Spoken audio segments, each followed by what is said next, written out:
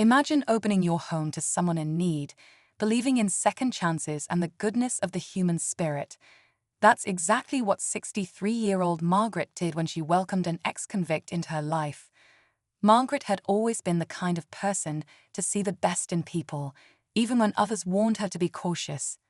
She lived a quiet life, raising her young granddaughter, Emily, after tragedy left the little girl in her care.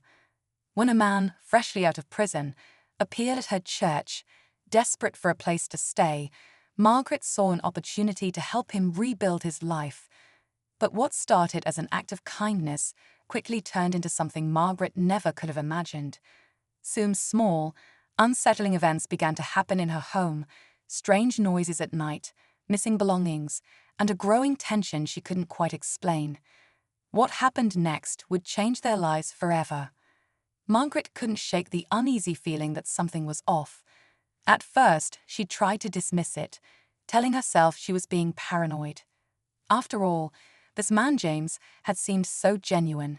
He'd shared his story of struggle, the mistakes that led him to prison, and his determination to turn his life around. Margaret felt proud of her decision to help him and believed she was making a difference. But little things began to add up. Doors she was sure she'd locked were left ajar. Her granddaughter's toys would be moved from their usual spots, though Emily swore she hadn't touched them.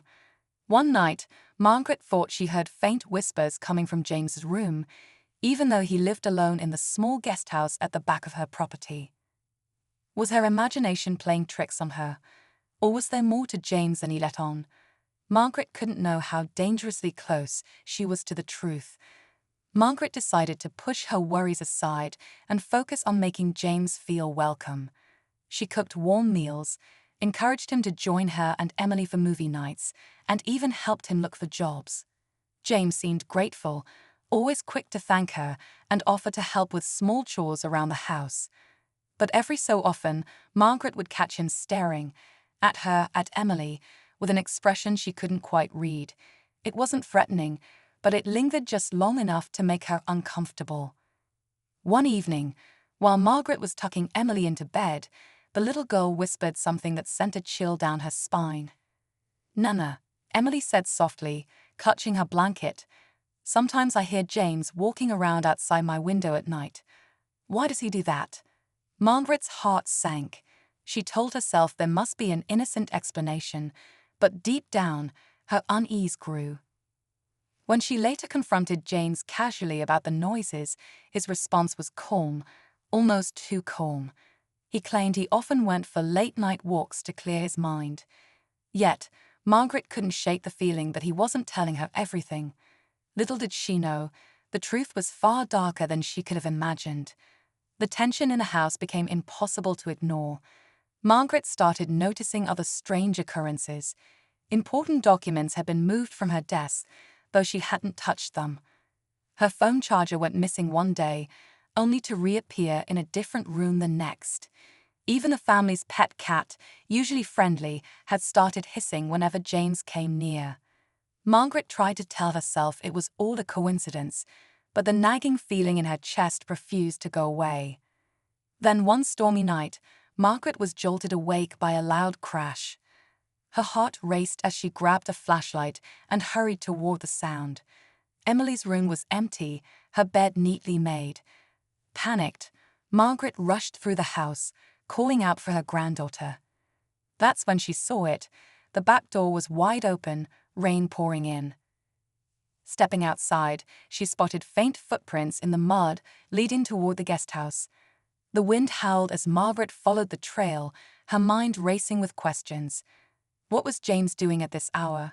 And where was Emily? With every step closer, the pit in her stomach grew deeper, and her flashlight trembled in her hands. When she reached the guesthouse door, it was slightly ajar.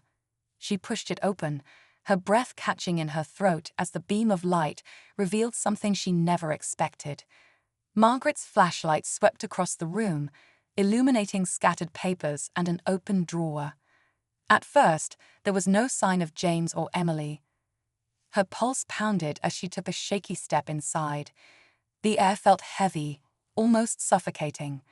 That's when she noticed something on the table, Emily's favorite stuffed bunny. It was damp from the rain, as if it had been dropped in a hurry.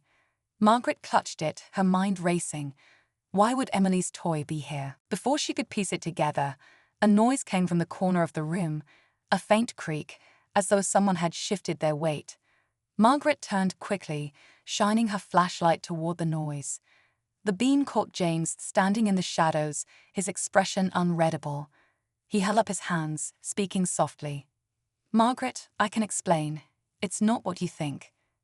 But before she could respond, Margaret caught sight of something behind him, a second door, slightly ajar. The realization hit her like a bolt of lightning.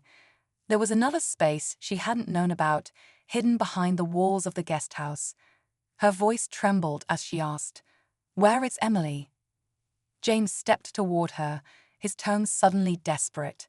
"Margaret, you don't understand. I was trying to protect her." His words only deepened the confusion and fear swirling inside her. Protect her from what? Or from who? Margaret's knees felt weak as she stared past him at the shadowy doorway, terrified of what she might find on the other side. Margaret's heart pounded as she stepped closer to the hidden door, her flashlight trembling in her grip. James tried to block her path, his voice frantic. "Please, Margaret, you don't understand. I'm not the one you should be afraid of." But Margaret, fueled by terror and desperation, shoved past him and swung the door open. Inside the dimly lit space was Emily, sitting on a small chair, unharmed but frightened.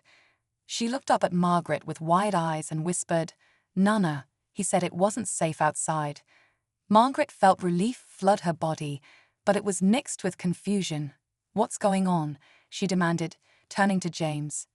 James held up his hands, his voice shaking. "I found someone watching the house, Margaret. I didn't want to scare you, but I've been keeping an eye on things. Tonight, I saw someone trying to get in through Emily's window. I brought her here to keep her safe."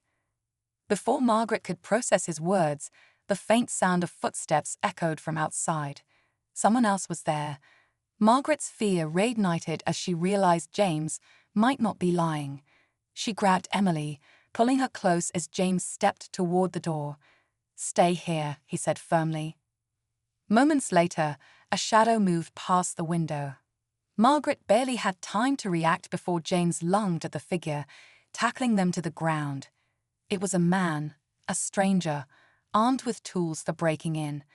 The truth hit Margaret like a wave. James hadn't been the threat. He'd been protecting them all along. As the police arrived and took the intruder into custody, Margaret stood in the rain, holding Emily tightly. She glanced at James, who looked exhausted but calm. "I told you," he said quietly, "I'd never hurt you or her." Margaret nodded, her voice soft. "I'm sorry I doubted you." But just as the tension eased, a nagging thought crept into Margaret's mind. How had James known to watch Emily's window that night? And why did he seem so familiar with the man who'd been caught? As the police questioned him further, James's story began to shift, leaving Margaret with one unsettling question. Had she truly uncovered the whole truth, or was there more still hidden beneath the surface? In the days that followed, Margaret tried to piece together everything that had happened. The police confirmed that the man James had tackled was a known criminal who had been lurking in the area for weeks. They found tools in his possession that suggested he was planning to break in that night, validating James's claims. Margaret couldn't deny that James had saved her and Emily from something terrible. But as much as she wanted to trust him completely, the lingering questions stayed with her.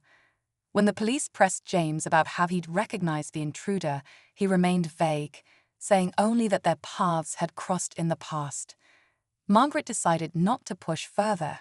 Some answers, she realized, might never come.